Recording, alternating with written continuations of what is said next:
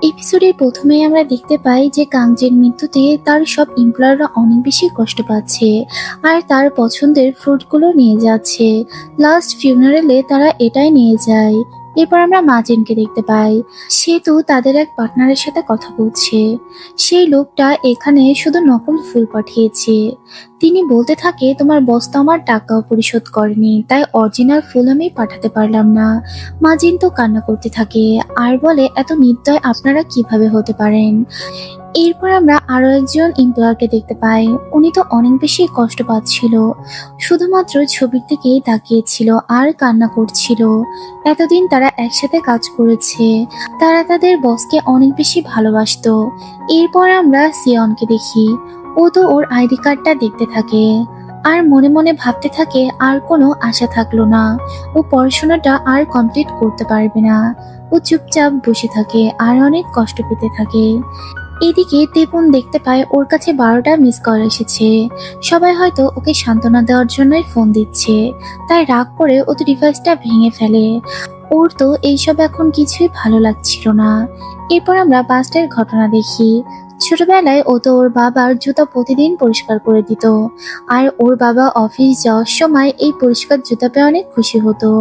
তেপনকে উনি প্রতিদিন একটা করে উইশ কার্ড দিত, বলতো, তুমি যেদিন আমার জুতা পরিষ্কার করো ওই দিনে আমার দিন অনেক ভালো যায়।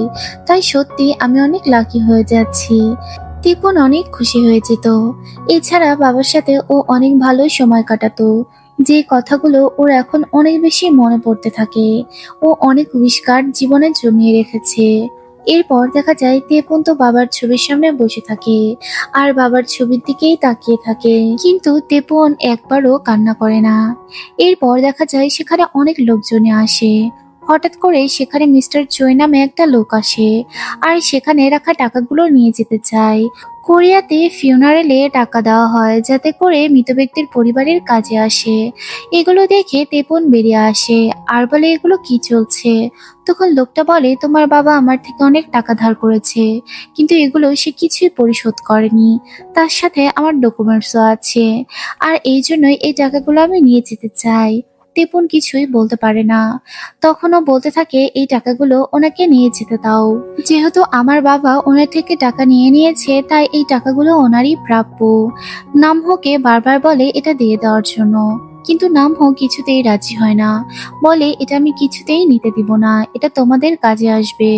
তখনই সেখানে সিয়ন চলে আসে আর বলে, এখানে এগুলো কি চলছে, আপনি কিসের টাকা দাবি করছেন। তখন মিস্টার চই একটা কাগজ দেখায়, বলে আমার থেকে ও টাকা নিয়েছিল। এরপরে আমরা দেখি সিয়ন তো ভালো করে সবকিছু দেখে আর বলে, এখানে কোথাও উল্লেখ করা নেই যে সে টাকা নিয়েছে। এগুলো বলতে বলতে সেখানে আরো একজন লোক চলে আসে, আর যার নাম ছিল ব্যাকো। উনি তো বলে যে এখানে পারলে টাকা দিয়ে যাও, এটা বলে উনি কিছু টাকা দেয় আর বলে, এইসব এখন বন্ধ করো। এরপরে লোকটা তো কাংচির ছবির দিকে তাকিয়ে থাকে। তখন আমরা পাশের একটা ঘটনা দেখি। ওই দিন রাতের বেলা ব্যাকত হাসপাতালে গিয়েছিল আর তারপর বারবার কাংচির কাছে কিছু একটা জিজ্ঞেস করছিল যে কোথায় রেখেছো। এরপর উনি যখন বেরিয়ে যায় তখন সিয়ন তাকে পিছন থেকে দেখে ফেলে আর তারপর লোকটা নিজের মুখটা সরিয়ে নিয়ে চলে যায়। এদিকে আমরা দেখি নাম হতো ওই টেবিলটা আঁকড়ে ধরে রাখে যাতে করে কেউ টাকাগুলো নিয়ে যেতে না পারে। এটা দেখে তেপন বলে, তুমি ভিতরে গিয়ে রেস্ট নাও, কিন্তু ও বলে, আমি এখান থেকে যাব না যদি ওরা আবার চলে আসে। তাই তেপন ওর গায়ে ব্ল্যাঙ্কেট দিয়ে ওখান থেকে চলে যায়। এরপর আমরা দেখি ও একটা নিউজ দেখছিল। তখনই ওর কাছে সিয়ন গিয়ে বসে। ওদের দেশের অবস্থা অনেক বেশি খারাপ ছিল, তাই তো দেশটা আইএমএফ করা হবে। এগুলো দেখে সিয়ন বলে, সত্যিই এমনটা হবে নাকি? দেশে এইসব কি শুরু হয়েছে, আমরা কি করব কিছুই বুঝে উঠতে পারছি না। পরদিন সকালবেলা তেপন ওর মাকে নিয়ে বাড়ির দিকে রওনা হয়। তখন তেপনের মা বলে, তোমার কি মনে আছে তোমার বাবা যখন এই গাড়িটা প্রথম কিনেছিল সে কতটা খুশি ছিল? তখন তেপন বলে, আমার সবকিছুই মনে আছে, বাবা অনেক বেশি খুশি ছিল। তারপর ওরা বাড়িতে পৌঁছে যায়। কিন্তু তেপন ভালো করে গাড়ি চালাতে পারতো না, তার জন্য ভালো করে পার্ক করতে পারছিল না। তখন ওর মা বলে, তুমি গাড়ি থেকে নামো, আমি সবকিছু ঠিকঠাক করছি। এটা বলে উনি তো গাড়ি পার্ক করার জন্য উঠে পড়ে, কিন্তু উনিও ভালো করে গাড়িটা পার্ক করতে পারে না। একটা পর্যায়ে সে গাড়ির সাথে ধাক্কা লেগে যায়, আর দুজনই অনেক বেশি ভয় পেয়ে যায়। কিন্তু তেপন ওর বাবার ছবিটা ঠিক শক্ত করে ধরেই রাখে। সিয়ন বাড়িতে আসলে দেখতে পায় ওর বোন রেডি হচ্ছে। তখন জিজ্ঞেস করে, তুমি কোথায় যাচ্ছ? তোমার তো আজকে ফার্স্ট জয়েনিং ছিল। তখন ও বলে যে আজকে আমার ইন্টারভিউ। আসলে আমি যে চাকরিটা পেয়েছিলাম ওটা আর নেই, এখন আমাকে পার্ট টাইম জব করতে হবে। তারপরেও আমরা থেমে থাকবো না। কিছুদিন পরে তেপুন ওর গ্রিন হাউসে আসে, আর সেখানে আসার পরে ফুলগুলো দেখতে থাকে। ওর অনেক বেশি খারাপ লাগছিল। তখন ও খেয়াল করে নামহো আগে থেকে এখানে রয়েছে। তখন নামহো বলে, তোমার বাবা মারা গেল, কিন্তু তুমি তো একটুও কান্না করলে না। তখন তেপন বলে, আমার জানি কান্না আসে না, আমি নিজের মনের কষ্টটা কেন প্রকাশ করতে পারি না, আবার খুশি হলেও অনেক সময় আমি প্রকাশ করতে পারি না। এরপর নামহো বলে, তুমি কি তোমার বাবার কোম্পানিতে জয়েন হচ্ছ নাকি? ও বলে, আরে না। পরদিন সকালবেলা তেপুন সিদ্ধান্ত নেয় ওর বাবার কোম্পানিতে ও যাবে। সেখানে বাবার জিনিসপত্রগুলো শুধু দেখার জন্যই ও চলে যায়। তাইপুন কোম্পানির সামনে গিয়ে ও বেশ কিছুক্ষণ দাঁড়িয়ে থাকে। এদিকে আমরা দেখতে পাই যে ওই বড় কোম্পানিটা ওদেরকে অনেকগুলো টাকা পাঠিয়ে দিয়েছে, কিছু অ্যাডভান্স দিয়েছে, 2 দিনের মধ্যে মাল ডেলিভারি করতে হবে। তার জন্য সবাই অনেক বেশি ব্যস্ত হয়ে যায়, যে কি করবে কিছু যেন বুঝে উঠতে পারছে না। এগুলো যখন সিদ্ধান্ত নিচ্ছিল তখনই সেখানে তাইপুন চলে আসে। তাইপুনকে দেখে সবাই একটু অবাক হয় যে এর আগে সে কখনোই তাইপুন কোম্পানিতে আসেনি। তাইপুনকে এভাবে আসতে দেখে সবাই ভাবে হয়তো বোনাসের কথা জানতে পেরে ও এখানে এসেছে, কিন্তু তাইপুন তো বলে ও বাবার কিছু জিনিস নেওয়ার জন্য এখানে এসেছে। আর তারপর বাবার অফিসে গিয়ে জিনিসগুলো দেখতে থাকে। বাবার সিটটা দেখে ওর অনেক মায়া লাগে, আর তারপর সিটটাতে বসে পড়ে। ওখানে রাখা ছবিগুলো ও দেখতে থাকে। ওর বাবার টেবিলের উপর ওদের ছবি ছিল। এদিকে অন্যান্য এমপ্লয়াররা এটাই আলোচনা করে যে এই বিষয়ে ওকে কিছু বলা যাবে না, না হলে এই টাকাগুলো ও নিয়ে যেতে পারে। আমাদের মতো আমাদের কাজ করে যেতে হবে। এইসব কথা বলতে বলতেই সেখানে মিস্টার চই চলে আসে, আর এসে বলে, আমাকে আমার ডকুমেন্টসটাও ফেরত দাও, আমি লিগেল নোটিশ নিয়ে এসেছি। তারপরে সে তো ওই পেপারটা বের করে দেয়, আর বলে, আমি পেপারটা নিয়ে যাব। তখনই তার বোন বেরিয়ে আসে। লোকটা বলে, তুমি এখানে কি করছো? তখন ও বলে, আমি এই কোম্পানির এখন এমপ্লয়ার, তার জন্য আমার হক আছে জিজ্ঞেস করার। লোকটা কিছু না বলে ভিতরে ঢুকে পড়ে, আর তারপর ডকুমেন্টসটা নিয়ে নেয়। বলে, এই ডকুমেন্টসটা আমি নিয়ে যাচ্ছি। তাইপন বলে, দ্বিতীয়বার এখানে এসো না। এমপ্লয়ার হওয়ার কথা শোনা মাত্রই সিয়ন তো একটা পেপার নিয়ে ওর কাছে চলে যায়, আর বলে, তুমি যদি এখানে এমপ্লয়ার হতে চাও তাহলে এই ফর্মটা পূরণ করে দাও। এটা শোনা মাত্রই ও আর দ্বিতীয়বার ভাবে না, এখানে সবকিছু ফিল আপ করে দেয়। আর খুব তাড়াতাড়ি ওর কার্ডও চলে আসবে এরকমটা সিয়নকে বলে দেয়। তাইপুন তো সবকিছু ফিল আপ ঠিকই করে ফেলে, কিন্তু ওর একটু ভয় লাগে। ও আসলে কোনো কিছুই জানতো না কিভাবে কাজ করতে হয়। তারপরেও ও একটা রিস্ক নিয়ে নেয় এখানকার এমপ্লয়ি হওয়ার জন্য। সিয়ন বলে, প্রতিদিন তোমাকে অফিসে আসতে হবে।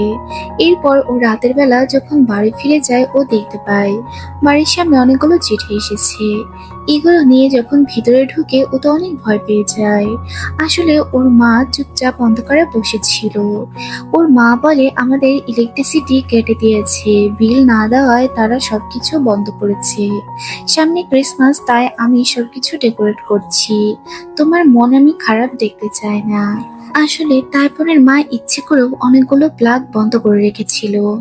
এরপর আমরা দেখি যে একটা ফোন চলে আসে। তারপর ফোনটা রিসিভ করতে গেলে ওর মা নিষেধ করে। তারপরেও ও ফোনটা রিসিভ করলে কেউ একজন ওকে অনেক বকাবকি করে টাকার জন্য। তখন ও এমন ভাবতে খায় যেন ওর ফ্রেন্ডরা ওকে ফোন করেছিল, কিন্তু মা তো ঠিকই বুঝে ফেলে। তারপর দুজনই একসাথে ক্যান্ডেলের সামনে বসে থাকে। ওর মা তো ওকে পরম আদরে নিজের কোলের ভিতর নিয়ে নেয়। এদিকে সিয়ন ওর বইগুলো সব পুড়িয়ে ফেলে। ওর আর পড়াশোনা হবে না। তখনই সেখানে মিহ চলে আসে। মিহ বলে, তুমি এগুলো কি করছো?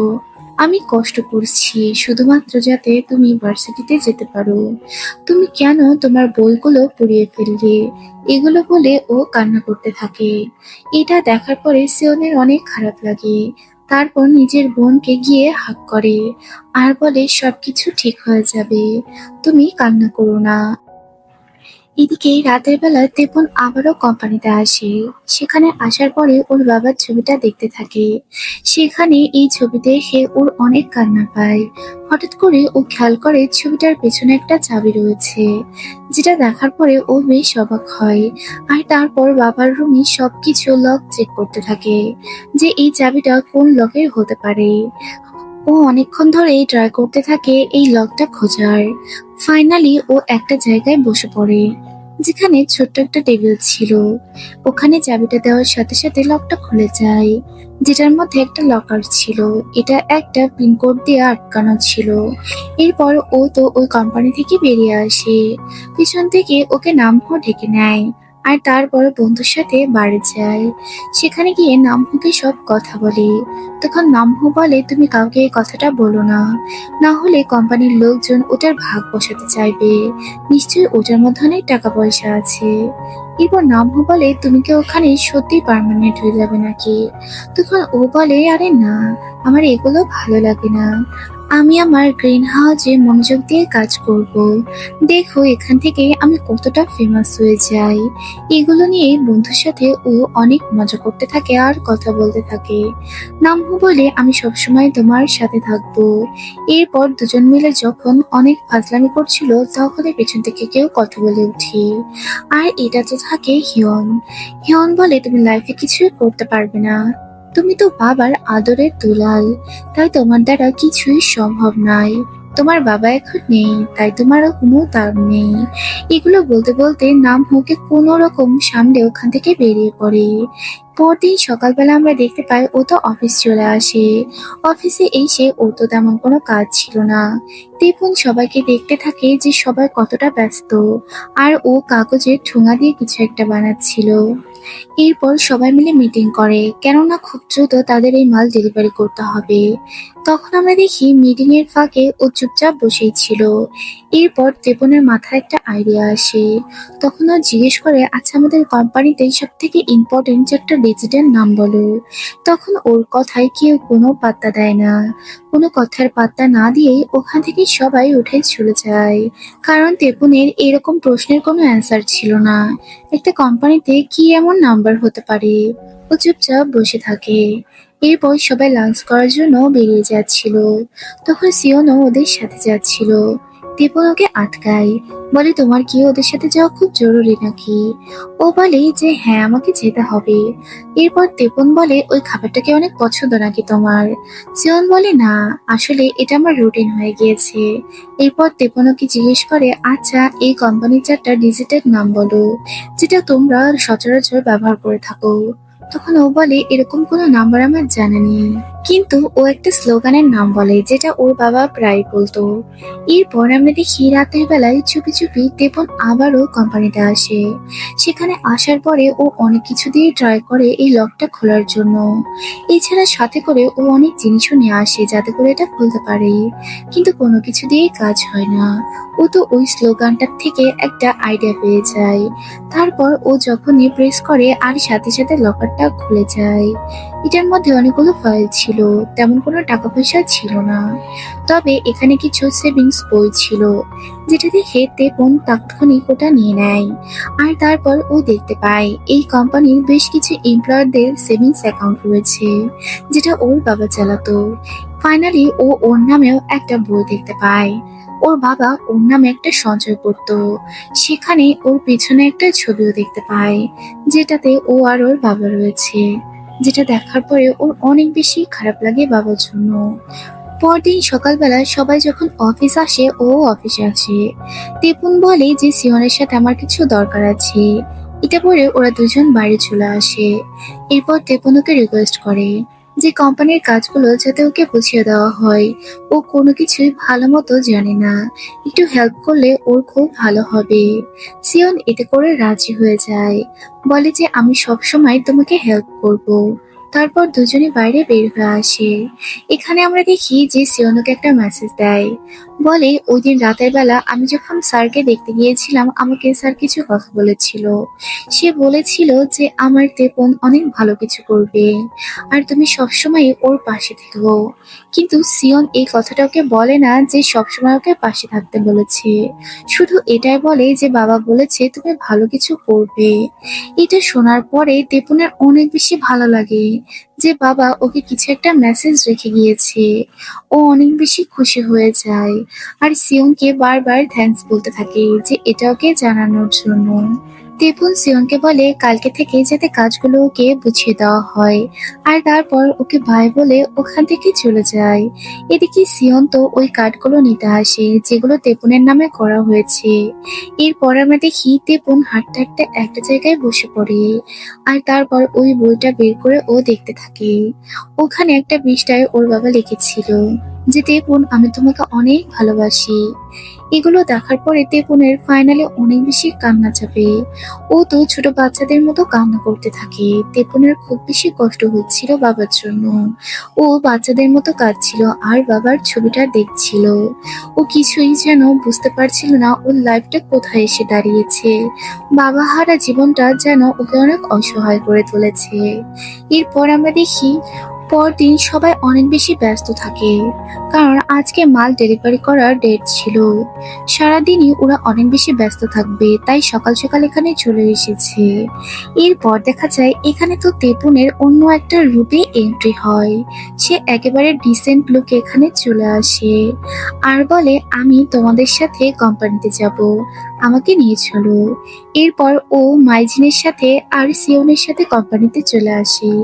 এখানে এসে ও সবকিছু চেক করে ওদের সাথে। এখানে একজন ট্রাক ড্রাইভার থাকে যে সবকিছু ওদেরকে দেখাতে থাকে। সিয়ন বলে এই ট্রাক ড্রাইভারই সবসময় ওদের মাল নিয়ে যায়। এরপরে ওই ট্রাক ড্রাইভার মাইজিনের সাথে কথা বলে আর এটা জিজ্ঞেস করে যে ও কি আমাদের স্যারের ছেলে নাকি। মাইজিন বলে হ্যাঁ, সে আমাদের বসের ছেলে। এরপর ট্রাক ড্রাইভারটা তেপনের সাথে কথা বলে আর বলে তোমার চোখ দুটো অনেক বেশি স্বচ্ছ, তুমি সবসময় এরকমই থেকো, তাহলে অনেক ভালো কিছু করতে পারবে। এরপরে ওর থেকে অনেক কিছু জিজ্ঞেস করতে থাকে আর তারপর ট্রাক নিয়ে তারা চলা শুরু করে দেয়। তেপন আর সিয়ন অনেক বেশি হ্যাপি থাকে। তারপর তেপন ওর থেকে জিজ্ঞেস করে এই কোম্পানিটা কোথায় আর কোম্পানিটার নাম বা কি। তখন সিয়ন ওকে সবকিছু বলে। তখন তেপন বলে আমার সাথে এসো। এরপর ওরা একটা শর্টকাট রাস্তা ধরে ওই কোম্পানির দিকে এগোতে থাকে। তেপন খুব একটা ভালো গাড়ি চালাতে পারতো না, কোন রকমে টেনে হিসড়ে এখানে চলে আসে। তারপর কোম্পানিতে আসলে ওখানে একটা লোক ওদেরকে রিসিভ করে নেয়। তেপুন ওই কোম্পানির ভিতরে যেতে চাইলে লোকটা তো সাথে করে নিয়ে যেতে একটু হেজিটেট ফিল করে। তারপরে ওরা জোর করলে লোকটা ওদেরকে ওই কোম্পানির দিকেই নিয়ে যায়। তেপুন সবকিছু লক্ষ্য করছিল। এরপর ভিতরে ঢুকলে ও দেখতে পায় এখানে তো ভালো মতো কোনো ফাইলও নেই, সবকিছু কেমন ফাঁকা আর এমপ্লয়াররা ভালো করে ওদের দিকে তাকাচ্ছেও না। সাধারণত বাইরে থেকে একটা লোক আসলে সবাই তাকেই দেখতে থাকে, কিন্তু এখানে একটু অদ্ভুত। এছাড়া এখানে একটা কম্পিউটারও কানেক্টেড ছিল না, আর তাছাড়া প্রত্যেকটা বক্স ফাইল ছাড়া ছিল। ও আরো খেয়াল করে ডাস্টবিনটা একেবারে ফাঁকা। যদি এখানে কাজই হবে তাহলে ফাইল কোথায়, এগুলো ওকে অনেক প্রশ্ন করায়। আর তারপর ও তো সিয়নকে জিজ্ঞেস করে আমাকে এখানে কিছু একটা উল্টোপাল্টা মনে হচ্ছে। তারপর সিয়নকে বলে যে সবকিছু ভালো করে দেখো, সবকিছুই ফাঁকা আর কেউই দেখো আমাদের দিকে তাকাচ্ছে না, আমার তো কিছু একটা গড়বড় মনে হচ্ছে। আর তারপর সিয়নকে সবকিছু দেখায়।